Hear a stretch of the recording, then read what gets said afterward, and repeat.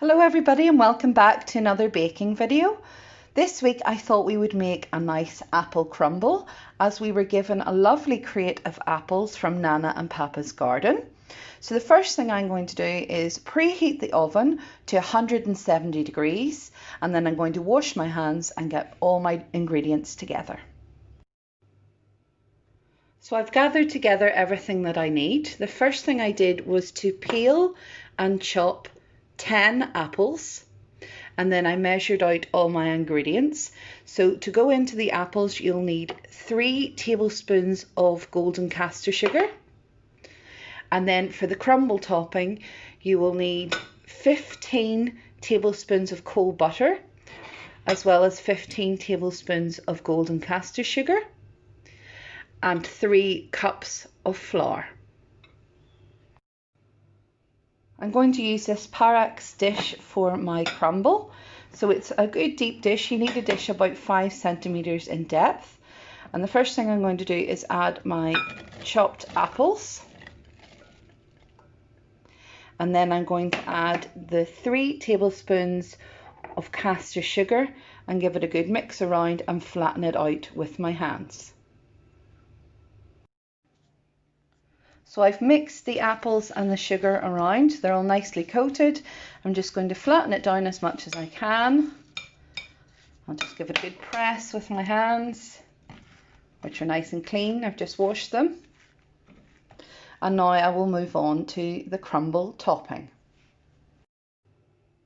So for the crumble topping, I have my 3 cups of flour, which I'm going to add my 15 tablespoons of castor sugar and give it a good mix around first.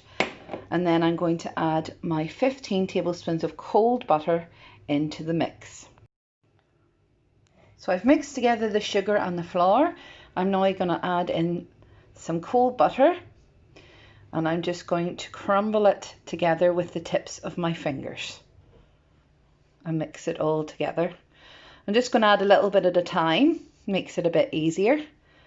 Get this bit all mixed into the flour and then add another bit of butter. I always like to coat the butter in the flour first so it doesn't stick to my fingers just as much. So I'm going to add all the butter and then get back to you. So my crumble topping is now ready and I'm just going to pour it on top of the apples and then I'm going to smooth it out with a fork.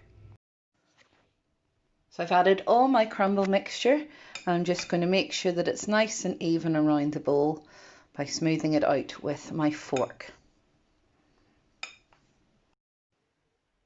Now an optional extra is to add 2 tablespoons of demerara sugar and 2 tablespoons of oats to the top of your crumble, so you just sprinkle it on evenly over the top.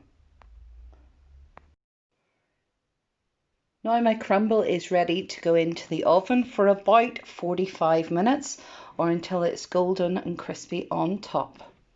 So I'm just going to place my Pyrex dish in the oven and I will see you soon.